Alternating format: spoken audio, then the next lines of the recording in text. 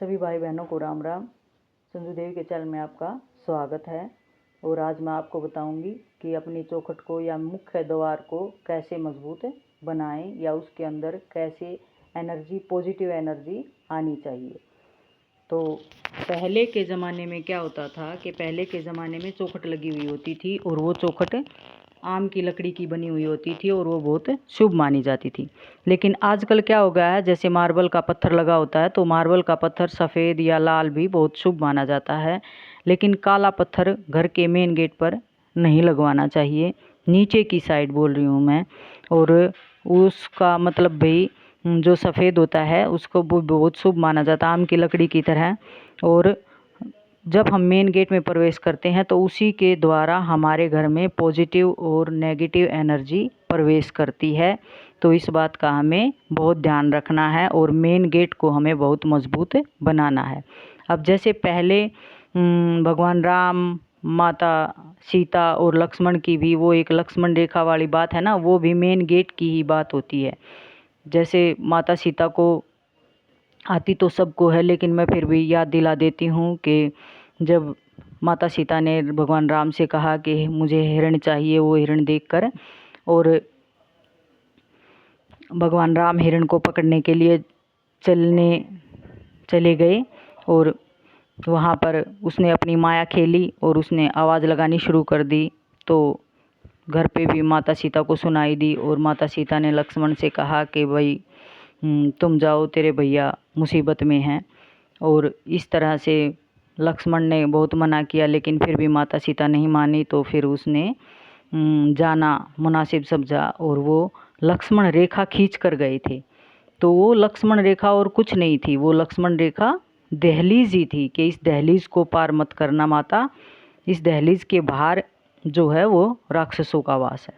तो इस तरह से भगवान राम ने और माता सीता की जो का बात ये बताई जाती है, जो घटना घटी थी वो यही थी कि लक्ष्मण ने दहलीज बनाई थी। तो इसी तरह से हमें भी अपनी जो दहलीज होती है उसको मजबूत करना चाहिए। लक्ष्मण ने इतनी मजबूत रेखा खींची थी कि अगर माता सीता लक्ष्मण के कहे अनुसार उस दहलीज को पार नहीं करती तो उसको कुछ भी भुगतना नहीं पड़ता। लेकिन ये तो सृष्टि का विधान है और ये सब कुछ लिखा हुआ था तो ये हुआ, घटित हुआ। तो आज मैं आपको अपनी चौखट को मजबूत कैसे करें ये बताती हूँ। पांच बातें हैं, उसको ध्यान से सुनना। तो नंबर 1 है, ये कभी भी टूटा हुआ नहीं होना चाहिए। चौखट जो होती है ना वो कभी भी टूटी हुई नहीं होनी चाहिए। तो कई लोगों के घरों में चौखट होती ही नहीं है। तो आजकल के घर जो बनते हैं या फिर किराए के घरों में जो रहते हैं वो वहाँ पर चौखट नहीं है, तो क्या करें। तो आप वहाँ पर एक आम की लकड़ी अपने मेन गेट में चौखट की तरह रख सकते हैं। कोई भी पतली ले आओ, ज़रूरी नहीं है मोटी, उसको सीधी रख दो अपनी चौखट के मेन गेट पर। तो इससे आपके घर में कोई भी नेगेटिव एनर्जी प्रवेश नहीं करेगी। तो नंबर 2 है, चौखट पर पैर रखकर कभी भी घर में प्रवेश ना करें। हमेशा चौखट को आपको बिना उसके ऊपर पैर रखे ही अंदर आना है, क्योंकि जो चौखट होती है वो हमारे घर का मुख होता है और मुख पर कभी भी पैर नहीं रखा जाता। तो उस चौखट पर कभी भी पैर नहीं रखना चाहिए और ना ही उस चौखट पर बैठना चाहिए। बैठने से भी बहुत गलत होता है, क्योंकि वो हमने बता दिया ना कि मुख होता है, तो मुख के ऊपर कभी भी नहीं बैठते। तो इस तरह से इस चौखट के अंदर से कभी भी नेगेटिव एनर्जी अंदर ना आने दें। वो इस चौखट को नेगेटिव एनर्जी अंदर प्रवेश न कर सके, वो एक उपाय मैं बताती हूँ। एक बाल्टी में थोड़ा सा पानी ले और उसमें एक फिटकरी जो होती है वो सब नेगेटिव एनर्जी को दूर करती है। फिटकरी वर्डिंग गलत हो गई, सॉरी। एक फिटकरी का टुकड़ा डालें और उसमें थोड़ा सा कपूर डालकर थोड़ा सा कपूर डाल दें। कपूर भी नेगेटिव एनर्जी को दूर करता है। देखो अब मैं एक तो फिटकरी, एक कपूर, एक गंगा जल और एक गोमूत्र और एक उस सब को सादा पानी, मतलब उसमें बाल्टी में या टब, मतलब भी डोंगा होता है, कोई भी चीज़ होती है, उसमें मिक्स कर लें उसको।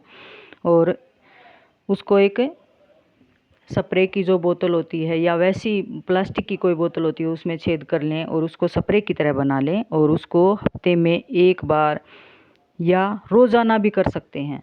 और जो घर के कोने होते हैं उनको, उन कोनों में भी मतलब छिड़क दो, ना तो मच्छर मक्खी आएंगे, ना नेगेटिव एनर्जी वास करेगी। तो इससे आपका घर बहुत शुद्ध रहेगा और सब तरह की नेगेटिव एनर्जी बाहर चली जाएगी। इससे मच्छर मक्खी भी नहीं आते। मच्छर मक्खी भी नेगेटिव एनर्जी की वजह से ही आते हैं। तो इस बात का ध्यान रखें। और जब आप मतलब छिड़काव करें तो उस छिड़काव करने के टाइम पर आपको क्या बोलना है? ओम नमः शिवाय बोल लो। ओम नमः शिवाय ओम, ओम भी बाद में ज़रूर बोलना है। या ओम हम हनुमते नमः, ओम हम हनुमते नमः ओम का मतलब कोई भी आपको याद रह जाए तो भगवान का नाम ज़रूर लें जब उसको छिड़कें। तो इससे आपकी सब नेगेटिव एनर्जी जो है वो साफ़ हो जाएगी। तो और नंबर 3 है, नंबर 2 यही हो गया कि ओम नमः शिवाय का जाप करें और ओम हम हनुमते नमः का मतलब मंत्र जाप करें जब आप छिड़काव करें। और जब भी नंबर 3 है, जब भी कोई त्यौहार आता है तो हम अपनी चौखट पर, जैसे दिवाली आती है, होली आती है, तो रंगोली बनाते हैं। अगर आपको रंगोली बनानी नहीं आती तो आप चौखट को या मेन गेट को मजबूत बनाने के लिए चौखट के मेन गेट के दोनों तरफ स्वास्तिक बनाते हैं। स्वास्तिक भी बनाते हैं ना।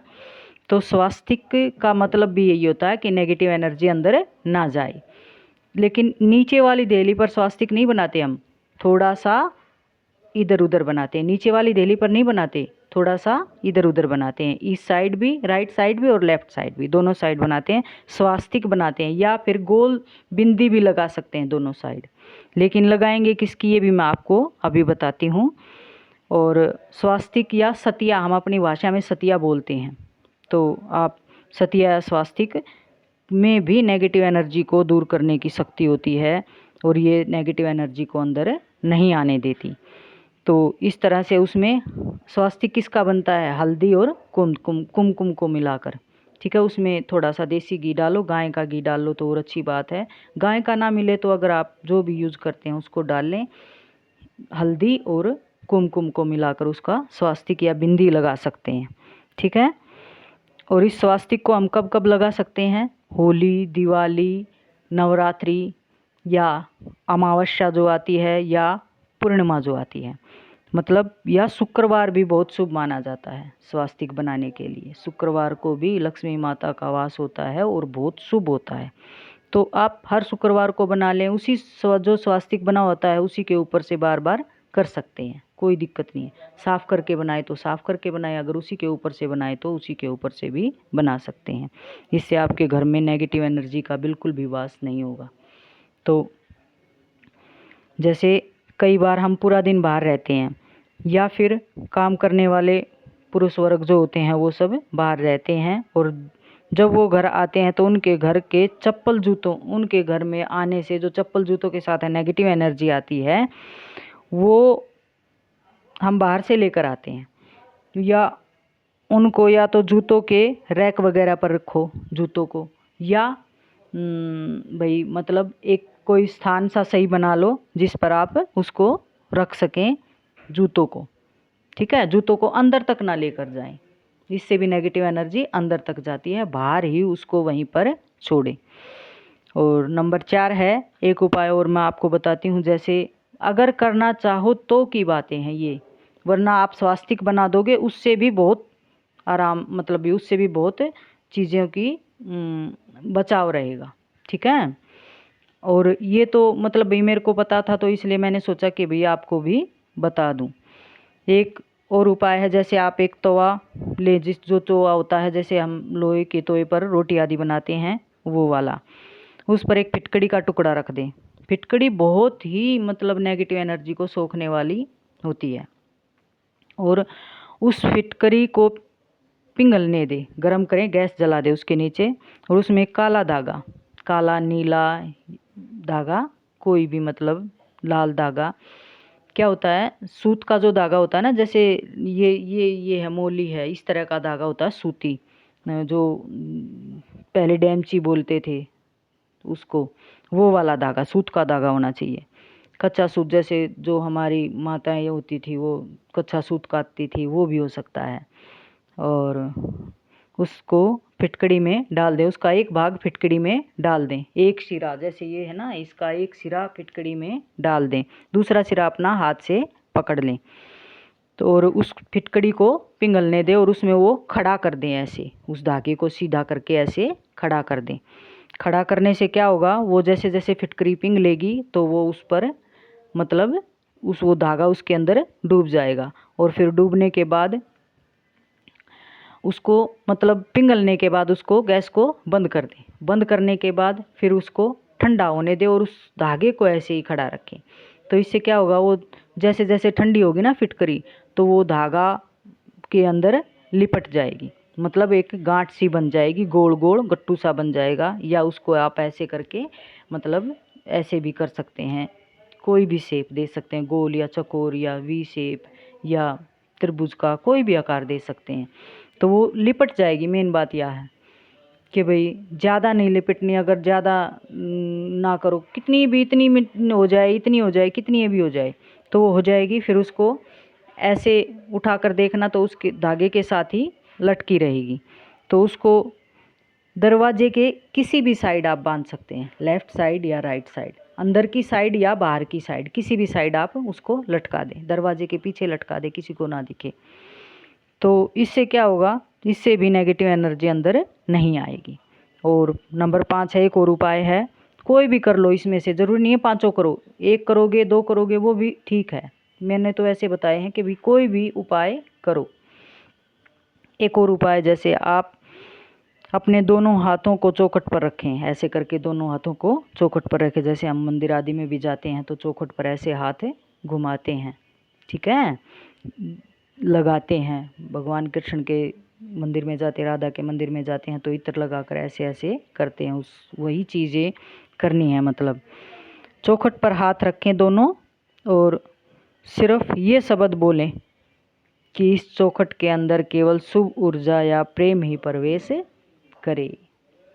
ये भी बहुत अच्छी बात है, ठीक है, ऐसा भी करना चाहिए। बस इतना ही आपको बोलना। एक और उपाय है कि बजरंग बली का जो राइट साइड होता है, ठीक है, राइट कंधा या 16 हाथ या दायां हाथ का सिंदूर, मतलब किसी को राइट समझ आए, 16 हाथ या दायां हाथ मतलब राइट हैंड का जो कंधा होता है उसका सिंदूर, लाल लाल मतलब सिंदूरी रंग का हनुमान भगवान होता है ना, उसका सिंदूर। अगर ना हो तो अपने घर में जो मूर्ति होती है उसके राइट हैंड पर सिंदूर लगा दो और फिर उसको उतार लो। थोड़ा सा, भाई थोड़ा सा ही तो होता है, थोड़ा सा उतारो और उसको फिटकरी जो हमने लटकाई है उसके ऊपर एक बिंदी लगा दो या दोनों साइड सतिया बना दो। वो भी नेगेटिव एनर्जी को बिल्कुल भी अंदर नहीं आने देगा और आपकी घर की सुरक्षा बनी रहेगी। जैसे होता है ना कि भाई हमारे घर में किसी ने कुछ करवा दिया या कैसे कहते हैं कि भाई पितरों का वास है या और है, ये हो, कुछ नहीं होगा, कुछ भी नहीं होगा। भगवान का नाम इतना बड़ा होता है और ये स्वास्तिक जो हम बनाते हैं या उनका सिंदूर जो हम उतारते हैं उससे सारी नेगेटिव एनर्जी दूर चली जाती है। बिल्कुल भी मन में वहम ना बनाएं कि भाई ऐसा होगा, नहीं, बिल्कुल भी नहीं। तो इस तरह से मतलब हम अपनी चौखट को बहुत मजबूत कर सकते हैं। तो और एक बात, जो हनुमान महाराज का जो सिंदूर हमने राइट कंधे का जो लिया है, उसको नीचे वाली जो दहलीज होती है उस पर नहीं लगाना है, क्योंकि हम ऊपर टांग रहे हैं तो उस टंगे हुए पर ही लगाना है। भगवान का सिंदूर कभी भी पैरों में नहीं लगाते, ठीक है। तो इस तरह से मतलब या तो जो चौखट होती है ऐसे ऐसे उसको थोड़ा सा ऊपर ऊपर लगा लो, या उसी पर, या स्वास्तिक जो बनाया है उस पर, मतलब ऊपर रखना है, नीचे वाला नहीं रखना है, नीचे वाली चौखट पर, ठीक है। तो अब मैं वीडियो को बंद करती हूँ, और अगर आपको वीडियो अच्छी लगी हो तो लाइक शेयर सब्सक्राइब ज़रूर करें इस चैनल को, संजू देवी के चैनल को। और ऐसी ही जानकारी के लिए दोबारा से चैनल पर आएं। आप स्वस्थ रहें, मस्त रहें, और किसी भी बात की चिंता मत किया करो, क्योंकि स्वस्थ रहना सबसे ज़रूरी है। स्वास्थ्य ही सबसे बड़ी कुंजी है। क्या है, अगर पैसे ख़त्म हो जाएंगे तो दोबारा से आ जाएंगे, लेकिन अगर स्वास्थ्य नहीं है ना तो कुछ भी नहीं है। तो अपने स्वास्थ्य को हमेशा ठीक रखो। इस स्वास्थ्य को ठीक रखने के लिए खुश रहना ज़रूरी है। खुश रहने के लिए चिंता करनी नहीं चाहिए। तो इसलिए मैंने बोला कि स्वस्थ रहो, मस्त रहो और खुश रहो। जय श्री कृष्ण, राधे राधे, जय श्री राम, ओम नमः शिवाय।